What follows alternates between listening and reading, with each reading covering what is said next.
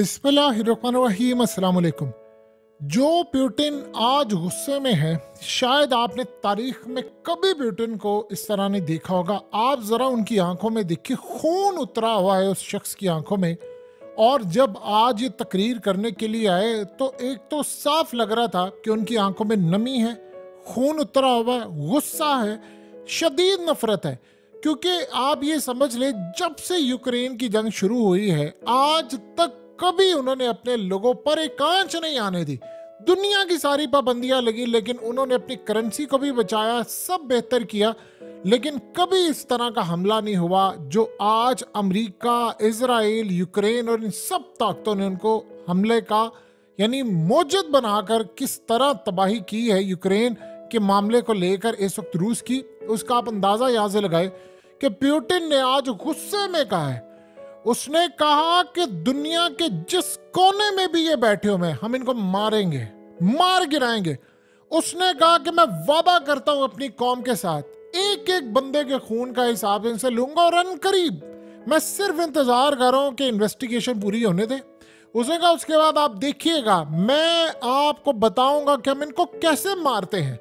हम इनको वहां पर हिट करेंगे कि ये दोबारा कभी इस काबिल नहीं रहेंगे कि ये आकर रूस पर हमला कर सके।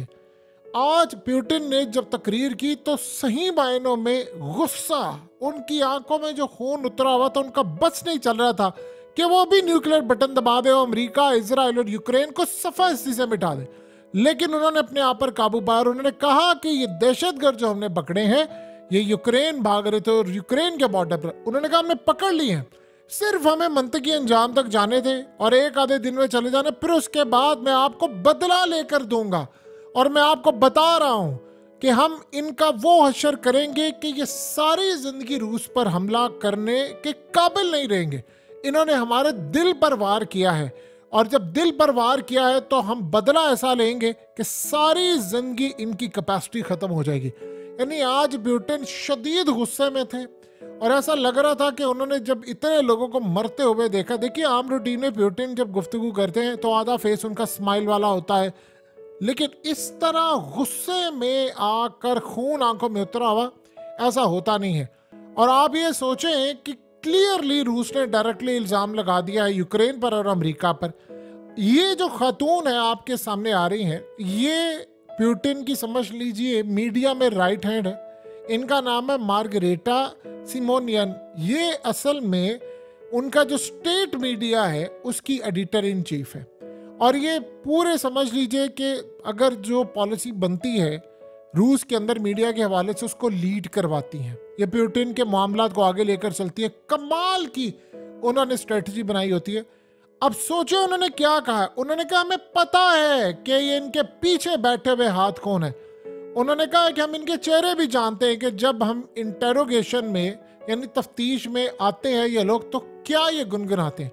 अब असल में उसने कहा कि हम इनका नाम और चीज़ें नहीं बता रहे, यानी ये असल में जब इंटेरोगेशन करते हैं तो आकर ख़ास तरह की कोई आवाज़ या कोड्स बताते हैं जिसे पैगाम ये जाता है कि हमारे हमलावर कौन है। और ये चूंकि मरने के लिए पहले तो देखिए, जो बंदा हमला करने के लिए आ रहा है, जिसका दिमाग कंट्रोल है, उसको तो पता है कि भाई मैं मरने के लिए आ रहा हूँ और उसको पता होता है कि मेरे चांसेस जो बचने के हैं वो 2 या 3% होंगे, मैं मारा जाऊंगा। तो वो तो मौत को पहले ही गले लगाने के लिए तैयार है। अब उसने कहा कि मुझे एक बात बता दे कि जैसे ही हमला होता है उसी वक्त अमेरिका का मीडिया फौरी तौर पर बगैर तहकीक के कैसे कह देता है, दाइश से पहले ही कहना शुरू कर देता है कि जी इसके पीछे दाइश है, दाइश है, दाइश है। उसने कहा क्योंकि इसके पीछे दाइश नहीं थी, ये तो सिर्फ एक्टर्स हैं, असल प्लेयर तो वो हैं जो बैठकर पीछे दाइश को कंट्रोल कर रहे हैं। और उन्होंने कहा कि ये यूक्रेनियन है।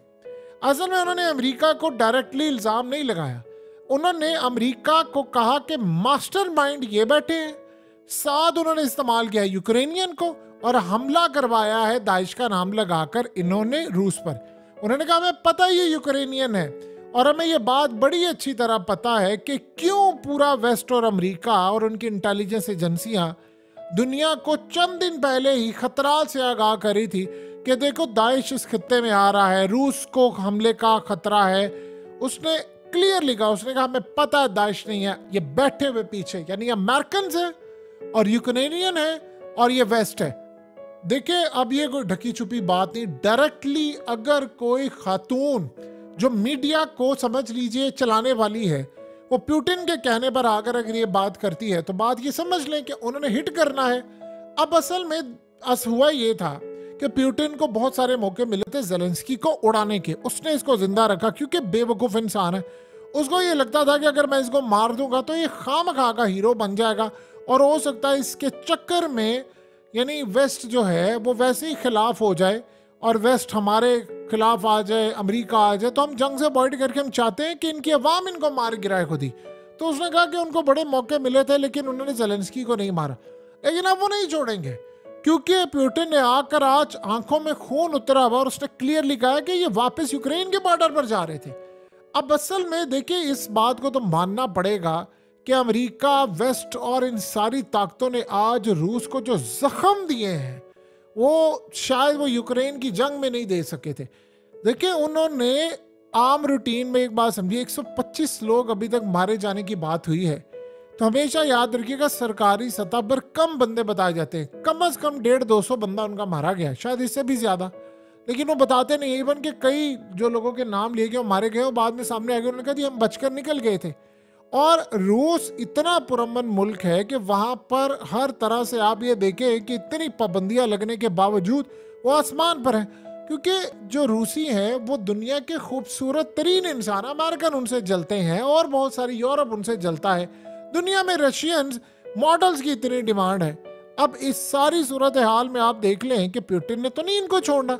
सबसे पहले तो वो आ रहा है मंतकी अंजाम। अब इन्होंने करना क्या है, इन्होंने यूक्रेन के अंदर जो अब ऑपरेशन करना है, हो सकता है ज़ेलेंस्की को भी उड़ा दें, हो सकता है ये सारे ऑफिशियल्स, देखिए मुसाद इस वक्त ऑपरेट कर रही है डायरेक्टली यूक्रेन के अंदर बैठ के। अब आप ये सोचें कि इन्होंने डायरेक्टली अमेरिका का नाम लेने की बजाय ये कहा कि अमेरिका ने पूरा माहौल बनाया है, अमेरिका ने, और सबसे बड़ी बात ये है, अब ये बात रूस की जानिब से जो आई है वो बड़ी इंटरेस्टिंग है। उन्होंने कहा कि अमेरिका को एग्जैक्ट पता था कि कहाँ हमला होना है, कहाँ नहीं होना, किस जगह। उसने जाकर अपनी आवाम को ये खुले लफ्जों में एडवाइजरी जारी कर दी कि आपने पब्लिक मकामात पर नहीं आना, दाइश का हमला हो सकता है, आपने कंसर्ट्स में नहीं जाना, पब्लिक गैदरिंग में नहीं जाना। उसने कहा इतनी एक्यूरेट जब इंफॉर्मेशन आपके पास है तो ये तो सिर्फ उन्हीं के पास हो सकती है जो प्लान बना कर देते हैं। उन्होंने क्या, अगर इतनी एक्यूरेट इंफॉर्मेशन थी तो हमसे इन्होंने शेयर क्यों नहीं की? झूठ बोलते इन्होंने शेयर की। अब आप सोच लें कि उन्होंने याद रखा कि झूठ बोल रहे, इन्होंने कोई इंफॉर्मेशन हमसे शेयर नहीं की, बल्कि इन्होंने ऐसी इंफॉर्मेशन सीक्रेटली शेयर की जाती है और इन्होंने आकर ओपनली बता दिया ये सारा कुछ होने वाला है। और बाद में असल में इन्होंने बताना ये चाहा कि हमला हो गया, देखिए हमारा तो हाथ ही नहीं, हमने तो पहले वार्न किया था। उन्होंने कहा कोई इन्होंने हमसे चीज़ शेयर नहीं की। सो अब पुतिन ने ऑर्डर दे दिया है अपनी इंटेलिजेंस एजेंसियों को, और पता ये चला इनिशियल इन्वेस्टिगेशन में कि ये असल में शामिल है, यानी अमेरिका तक कुरा जा रहा है। लेकिन मज़े की बात ये है, यूक्रेन का जो मामला सामने आया है कि यूक्रेनियन वहाँ पर मौजूद है, उन्होंने सारा ऑपरेट करवाया है, उसके पीछे इसराइल का नाम भी आ रहा है। अब सोचे इसराइल का नाम आ रहा है, पुतिन ने ना इसराइल को छोड़ना है ना उसने इनको छोड़ना है। अब असल में अमेरिका ने, इसराइल ने, इन सब ताकतों ने क्या जवाब दिया? जवाब आया है पहले नंबर पे समझ ले इसराइल की जानिब से कि तुम हमास को यहाँ पर लेकर आओगे, हम दाइश को लेकर आएंगे। और असल में उन्होंने पैगाम दिया है कि ये तो ट्रेलर था, अगर तुम लोगों ने ईरान को सपोर्ट करना बंद ना किया। देखिए हौसियों का मामला समझिए जरा, हौसियों ने जो ऐलान कर दिया है कि हमने हाइपरसोनिक मिसाइल बना लिया है, तो उन्होंने किसको मारना है? उन्होंने अमेरिकियों को मारना है, उन्होंने इजराइल को मारना है। तो वो ये कह रहे हैं कि तुम लोग पीछे हो। देखिए ऑलरेडी याद रखिएगा, इसराइल के जो यूनाइटेड नेशन के अंदर जो परमानेंट रिप्रेजेंटेटिव थे, उन्होंने तो खुलकर ये बात की कि रूस इसके पीछे है।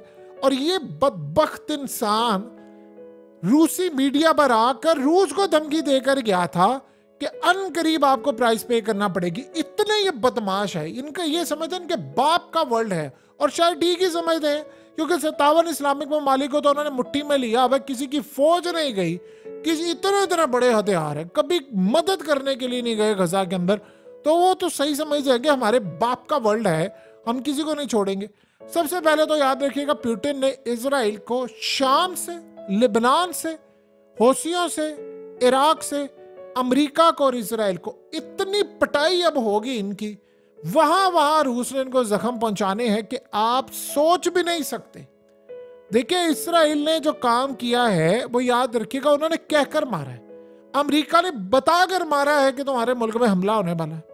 और सबसे बड़ी बात यह है कि फिर उसके बाद देखिए रूस से ये बातें जो सामने आ रही कि पूरा एक माहौल बनाया है। यानी आप ये सोचे, हमला हुआ है, हमला होने के बाद अभी कोई आधा घंटा भी नहीं हुआ, जिम्मेदारी नहीं कबूल की किसी ने, 6-7 घंटे बाद किसी ने की है। और हमला होने के बाद अचानक से सारे मीडिया पर हर जगह बात फैल गई है, जिसके पीछे दाइश है, इसके पीछे दाइश। अब दाइश किसको हिट कर रही है? दाइश तो इसराइल की फ्रेंड है। दाइश ने कभी जिंदगी में नहीं कहा कि हमने इसराइल के खिलाफ लड़ना है। वो जब भी लड़ेंगे अमेरिका के दुश्मनों के खिलाफ लड़ेंगे, वो जब भी लड़ेंगे इसराइल के दुश्मनों के खिलाफ लड़ेंगे। उन्होंने जब भी हमला करना है अफगानिस्तान के अंदर करेंगे, वो जब भी हमला करेंगे ईरान में करेंगे, वो जब भी हमला करेंगे या तो हमास को। आप सोचे, दाइश हमास से नफरत करती है, इसराइल से मोहब्बत है। उन्होंने कहा थी हमें इस्लाम इजाजत ही नहीं देता इसराइल के खिलाफ लड़ने की, तुम्हें है इस्लाम इजाजत। यानी इनके बकौल इनका अपना बनाया हुआ खुद साख्ता दीन, वो जाकर मासूमों को मारने की रूस के अंदर। बताइए, वो जो सिविलियन मारे गए उनका क्या ताल्लुक है? जंग जब होती है तो मिलिट्री को आप हिट करें ना, आपका ताल्लुक है। जब मिलिट्री से नाकाम हो रहे हैं, यूक्रेन वाली जंग नाकाम हो रही है, 50 मुल्क मिलकर भी उनको शिकस्त नहीं दे सके, उन्होंने असल में रूस पर हमला करके कहा है कि ठीक है तुम हमला करो, और उसके बाद हमें असल में उनको चाहिए तीसरी जंग अजीम। इसराइल को क्या चाहिए? लॉटरी चाहिए उसको, ये कि भाई ये रूस लड़ाई करे।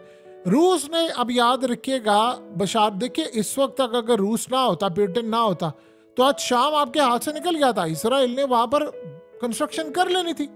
वो तो पुतिन वहां पर आया और उसने आकर बशारुल असद को बचाया, दाइश तो वहां से क्रिएट हुई थी। फिर उसके बाद अब जवाब जगह, देखिए पिछले तकरीबन 30 मिसाइल मारे हैं इसराइल ने शाम के अंदर। वो 30 के 30 मिसाइल पुतिन के हुक्म पर इसराइल के खिलाफ रूस के डिफेंस सिस्टम ने रोक लिए थे। और ये बात इसराइल को हजम नहीं हुई थी, क्योंकि उन्होंने शाम पर हमला करना था, क्योंकि बहुत सारी जगहों पर ईरान के जो लोग थे उनको भी बचाया था। तो तकलीफ तो उनको है कि ये रूस मामा लगता है, चाचा बन गया है मुसलमानों का। उसने सबसे पहले वहां से बचाया, फिर उसने देखा कि यार इन्होंने ईरान के सऊदी अरब की सुलह करवा दी है, हूसियों को ये आसमान पर लेकर गए हैं, ये चाइना के साथ मिलकर लड़ाई करने के लिए तैयार है। यूक्रेन उनके हाथ से निकल चुका है, और यूक्रेन हाथ से निकलने का मतलब है कि सारा यूरोप तबाह हो गया। देखिए इन्होंने 2.5 साल प्रोपेगेंडा किया कि रूस ये जंग हार गया है, ये नहीं जीत सकता, ये फलाना नहीं कर सकता। अब वो हार रहे हैं तो उनको समझ नहीं आ रही, तो उन्होंने कोई ना कोई तो डाइवर्ट करने के लिए वो डायरेक्टली इस तरह के हमले करने हैं कि हम आम लोगों को मारेंगे। पुतिन का इस वक्त, यानी आप ये समझ ले, गुस्से से उसका बुरा हाल है। उसे अपनी फौज को ऑर्डर दे दिया है, इंटेलिजेंस एजेंसियों को ऑर्डर दे दिया है कि अमेरिका को, वेस्ट को और इजराइल को हमने इतने जख्म देने हैं, इतने जख्म देने हैं कि जिस जख्म को ये सीना चाहे उसको सीते हुए दूसरे जख्म से रिसना शुरू हो जाए खून। हमने इतने जख्म देने हैं इनको कि किसी जगह ये ठीक ना हो सके। और इस सूरत हाल में सिर्फ वो अब गो एट देन, देखिए उसे बड़ा इंतजार किया है, वो तैयार बैठा हुआ है, इन्होंने उसको उकसाया है। असल इसका सबसे ज्यादा, देखिए हमला जब भी होता है तो फायदा देखा जाता है, फायदा सबसे ज्यादा हुआ है इसराइल को। इसराइल को सबसे ज्यादा इसका फायदा हुआ है क्योंकि अब उसको वेस्ट को, अमेरिका को और रूस को लड़ाने का एक सिलसिला सामने आ गया है। अब सोचो जरा, इसराइल पीछे बैठा हुआ है, आप सोचो यूक्रेन में इसराइली कमांडोज लड़ते रहे हैं जाकर ओपनली, इजरायली कमांडोज, अमेरिकी कमांडोज, वो तो जाकर अमेरिकी कमांडोज, फ्रांस के कमांडोज, ये सारे लड़ते रहे हैं उधर। सिर्फ अगर कोई बेशर्मी की आखिरी हदें पार की है तो मुस्लिम कंट्रीज ने की है।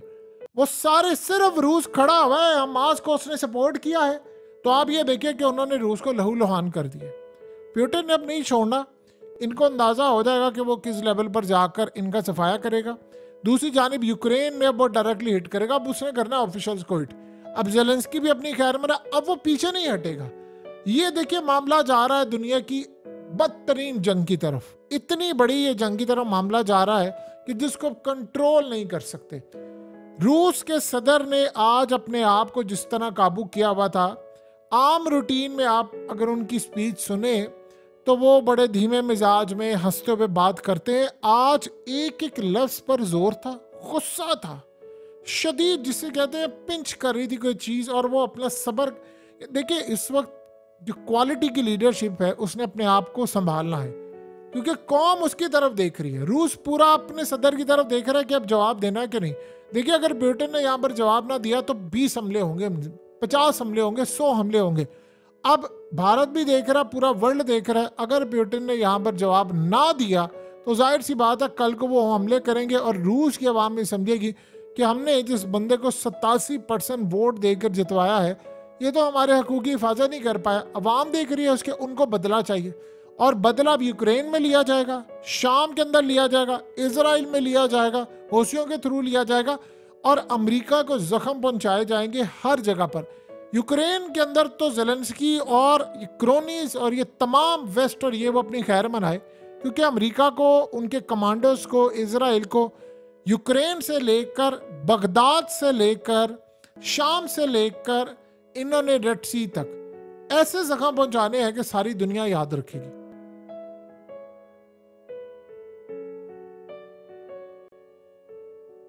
हकीकत टीवी को सब्सक्राइब करना मत भूलें, वीडियो को लाइक करें, शेयर करें और कमेंट सेक्शन में अपनी राय का इजहार ज़रूर करें।